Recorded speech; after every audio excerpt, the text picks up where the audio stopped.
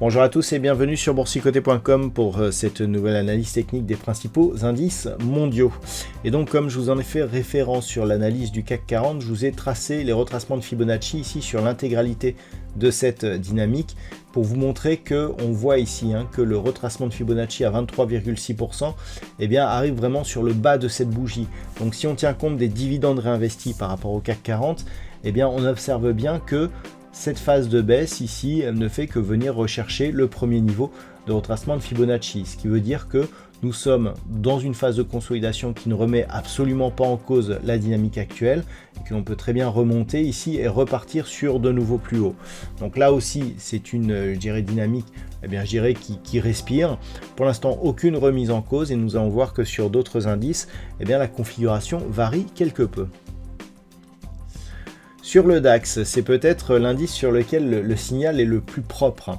Rappelez-vous de cette zone de résistance ici, 23 450 points, avec un plus haut ici à 23 476,01.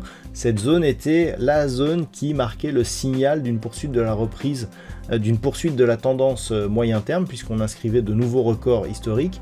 Regardez comment cette zone s'est transformée en support suite à son franchissement. C'est le cas ici lors de la séance du 15 mai, mais aussi le cas lors de cette séance, puisque on vient chercher ici cette ancienne zone de résistance comme support. Et puis regardez cet appui ici sur la moyenne mobile 20 exponentielle. C'est vraiment très précis.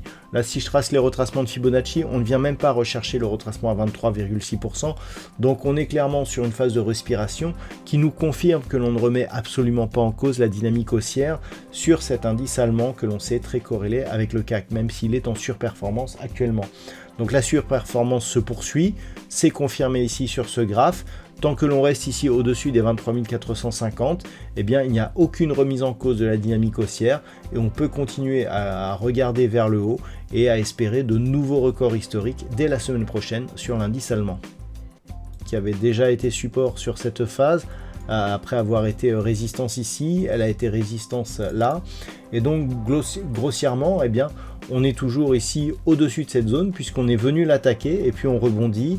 Là aussi, on voit qu'on rebondit sur la moyenne mobile 20 exponentielle, donc pour l'instant, il n'y a pas de remise en cause de la dynamique haussière. On est ici sur une tendance qui consolide légèrement mais qui reste plutôt bien orientée. Et donc tant que l'on est au-dessus de cette zone ici des 5310 points, ça reste là aussi positif sur l'indice européen. Sur les indices américains, finalement, on se rend compte qu'on a à peu près la même chose. Alors certes, il n'y a pas de nouveau record sur le S&P 500, mais on est encore sur un horaire où la séance est toujours en cours, c'est-à-dire les marchés ne sont pas fermés du côté des États-Unis. Et cette déclaration de Donald Trump, qu'est-ce qu'elle fait? Elle crée un gap baissier, gap qui a été comblé.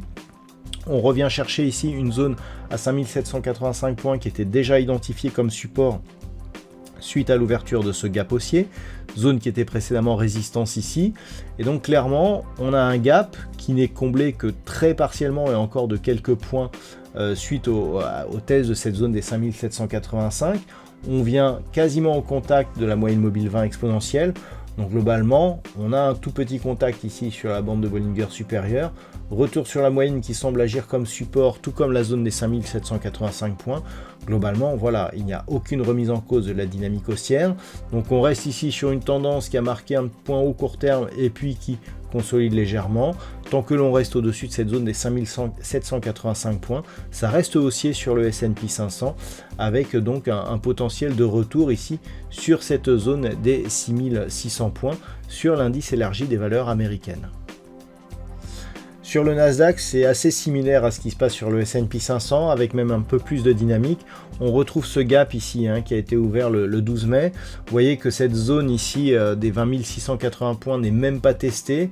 On reste vraiment bien au-dessus.